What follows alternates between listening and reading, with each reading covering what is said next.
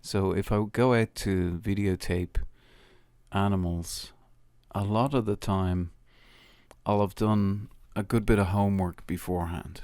So I'll have, and that homework involves going around an area at different times of the day to see what's there. Not necessarily, not really going in with the concept of immediately capturing wildlife. So some of what has to be done first is you have to discover some of the signs and the tracks and the directions and what animals are there, because animals, especially deer for example, they don't always stick to a particular rule. They won't necessarily be in the same place at the same time on the same day, but there are places you will find them more often in the same place, same time every day. They will be away from humans. They'll be deep inside a forest. They'll be somewhere that is pretty inaccessible. So there's a few rules with, especially with deer. One of them would be like starting early. Being early, you're almost late. You're almost there at before it's even before the day has even started. You need to sit quietly. You need to pay attention to more the sounds of things and the way the animals travel. There's a rule that I heard once, and I definitely feel like this is an important part to tracking animals, is you should keep walking until you find them. Don't just sit down and expect an animal to come to you. You're best off trying to find them, and even if you spook them or even if you scare them off, at least you'll understand where they were at that time, so that if you have to come back at another time, you'll know where they are. You'll understand their habitat. So that's called studying animal behavior, is to venture into their habitat and find out what their patterns are. You can look for things such as their where they've been feeding, so you might find droppings, and being able to identify those droppings is a thing that needs to be studied as well. Scratches on trees, disturbed vegetation, all kind of indicate a presence of animals. The animals can sense and hear you way before you can sense and hear them. And I think sometimes your best bet is to, when you encounter an animal, is just to stop and be completely still if you can. The terrain, for me, is one of the most important parts of it. You are not near where humans are. Or if humans are climbing hills or on paths, you're not generally going to find the animals there. So you have to be able to come away from the paths, the roads, and get deeper into the forest. And this type of exploration requires some knowledge of coordination, being able to identify your way in and your way out of somewhere. A lot of times, if you're not familiar with some area, you need to leave marks. You need to leave ways of finding your way out of these things. A lot of times when I'm walking into something that is new, I'll often turn around and scan where I've come from, because when you do go to come back out of somewhere, you want to be able to identify certain landmarks. And this is where words like the elbow, white rock, cloudmaker, that's where words like these come from in for people who do this a lot. So the mound, for example, if I look back and I see some marker on the in from where I've come from, I'll identify it and call it a name. There's a discipline to finding animals, and it starts with navigation, being able to navigate. After navigation, you have identification, you have visual stuff, using your ears. Patience, that's another part to it, is patience. Tracking requires perseverance. It requires a certain knowledge of how animals move. You know, you may encounter a deer when you're out, and that deer will entice you to follow it. But what that deer is doing, it's going to be one of the very healthy parts of the herd that tries to make you follow it in a particular direction. And as you follow it, you get closer and closer to it. It keeps on saying, "Come on, you're nearly close to me. Come closer." And then it will move again, and you'll move with it, and it will say, "Come closer." There's a way to identify when this is happening, because the deer will eventually, when you get away from the rest of the herd, the deer will run off and make you think, I'm never going to be able to catch this deer. He's 200-300 meters away from me, or she's 200-300 meters away from me now at this stage. And you'll give up. But what will have happened, unbeknownst to you, is they heard you coming. Their ear will twitch. They'll silently communicate with each other and say, "I hear something coming. I smell something on the wind," or the birds are telling us that there's something there. The pull away from the herd, you mightn't even know that the herd is where it is, but that pull away from the herd, the direction even that deer pulls you, will give you some idea of where the herd is, where the main body of the herd is.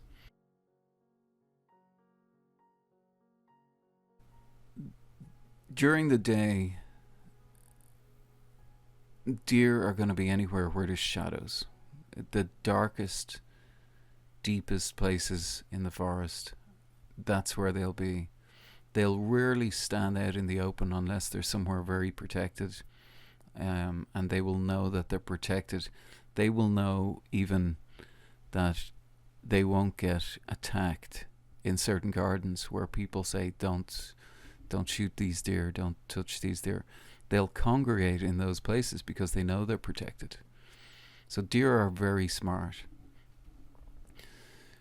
This moment when you get despondent, when a deer, pulls you away, it's that you've even got a glimpse of it, that you've had a glance at something.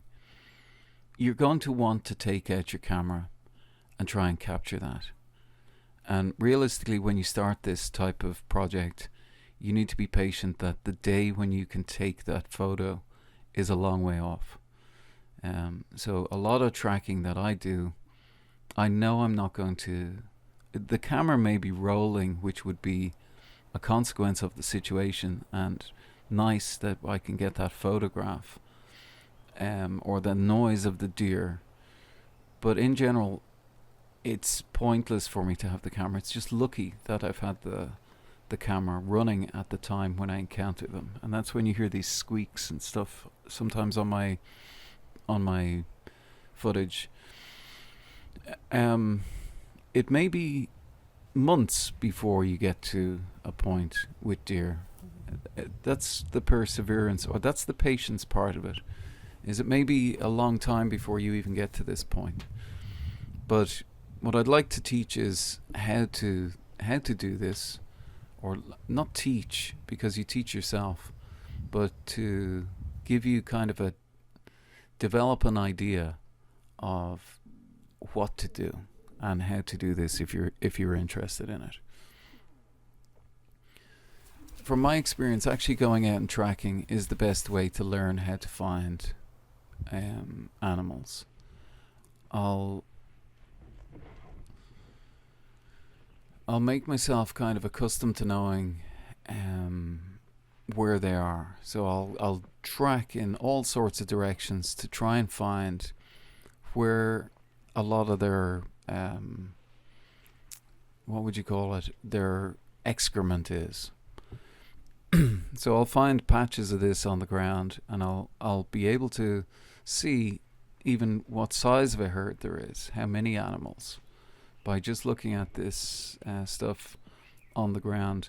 It'll show you directions. It'll show you whether it's old or new, and that's a good way of just doing circles within forests and trying to find which way they've come, or which way they're going, how old the spoor is that I find. So if you have to be able to punch out in different directions, semicircles, different directions until you find that track. You will find the track. If you know there's deer in an area, you will find that track. You have to immerse yourself. That's the patience or the perseverance. Is tracking animals isn't just like visual. It's what you hear and smell. Like I got started in this, I wouldn't say very young. I got started in this purely by accident, by exploring. And then I think how I started doing this, I started tracking sunset. I started doing this thing called chasing sunset, where I try and get up to the top of a hill and take a photograph of sunset every day. And that's how I started. So it was nothing to do with trying to do animals. I started to understand animals as a consequence of getting photographs of sunset or sunrise. Sunset's probably the easiest one to do. And what I learned from that was that during the winter and during the summer, the animals go in trains. They change direction. They go high ground to get away from the flies. They go low ground to get away from the cold. And that's between the seasons. So one place that you go may not work all the time, may not work in a certain season. There's a place that I want to go to, and I would have done my homework a couple of weeks, maybe 5-6 weeks ago. I would have done my homework with this area, and I probably would have walked 2 or 3 miles just to find out, where the deer were, and then also to find out where I can observe them from. That's it. The observation point is cool. If you can observe them with a telephoto lens from really far away, that's the most that's not luck, that's knowing what's happening. Because once they sense you at all, they want to get out of there, they want to hide, they don't care. To track animals effectively in the wild, focus on observation, understanding animal behavior, and using the right tools. To use a telephoto lens, you need a tripod and you need a lot of heavy equipment. The tripod has to be completely stable using a telephoto lens. Or you can use game cameras. That's another way to do it, is with a game camera. And a game camera is quite effective. You can, I've heard of this before, where people put down sweet corn and they bait things. I'm not a fan of baiting animals to get photographs. Just not a fan. I prefer to find them in a natural environment and photograph them in a natural environment. And it's not something you can do all the time, because it really does wear you out. It's heavy work. So all types of natural world photography, you know, every single beautiful shot you see of an animal, just remember how much work it actually takes. But the work is so worth it if you can get that view. So, in conclusion, you want to find forest that you can't walk through. You want to find places where there's things on the ground, tracks on the ground. Deer tracks are very like human tracks, and they kind of track in diagonals around the forest. So they zigzag. And you want to track until you find them. Don't sit anywhere waiting. It isn't going to happen. The clothing that I wear at the moment is, and I suppose the best way to explain it is, camouflage isn't camouflage to animals. It's camouflage to humans. Now, let me define that, because there's certain camouflage that's camouflage to humans and camouflage to animals. I've been in situations where I have absolute camo on. Well, what I thought was absolute camo on. But the animals, for some reason, can either smell me because the wind direction is going towards them, or they see me. They don't hear me. They see me. And this kind of baffled me for a while until I realized about ultraviolet light and infrared. And the way we see is a little bit different than the way a deer sees, or some animals see, birds see. And one of the things I got into, and I kind of realized what wax jackets were and stuff like this, why hunters use these green wax jackets. What I found is that some camo, if you realize that maybe some animals can see an ultraviolet light, if you get an ultraviolet light, like say something for doing nails or whatever, or an ultraviolet light of some description, if you hold that ultraviolet light over clothing, you'll find that some camo reflects the ultraviolet light. Natural materials absorb ultraviolet light.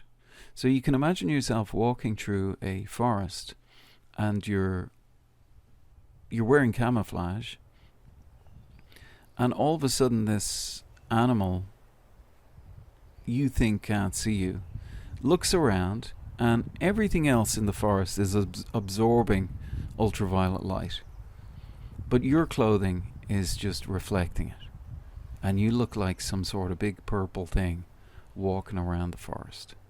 Even though you're in camo, your camo's still reflecting the UV light. And I think that's the most important thing that I've learned from doing this, is the type of camo, the type of clothing. For instance, wool, using natural materials. Some United Nations stuff absorbs UV light. Beeswax absorbs UV light. It doesn't reflect it. And that's where this video comes from. So I hope, I don't know if this helps, but I'm going to, I don't know, I'll do a short on it, and if anybody has any other information that they want to do on it, or give any points, I hope this has been of help to somebody. And thank you for watching. If you like this video, please smash the like button. Share it. It really helps my channel. And stay connected by subscribing if you want. But I don't mind any of that, because I do this because I love it, and I hope this video helps somebody to get into this hobby. It's such a beautiful thing when you stumble upon your own method and you learn it for yourself. It's so beautiful to be able to sit really close to an animal and it not see you. Are the biggest defenders of the woods. They are once they spot you, that's it. That's it. It's game over. You may as well go home once the birds spot you. But Maybe being a friend of the birds. I've heard that an awful lot. Being a friend of the birds. I've also heard that, which I haven't tried yet myself. I've also heard that they can smell a carnivore. So if you're going to eat certain foods before you go out, maybe don't eat those foods on the days before you go out, to mask the smell of a carnivore. And that's something I don't think an awful lot of people think of when they go out. It's like what way they smell. Okay, so thanks for watching. Cheers.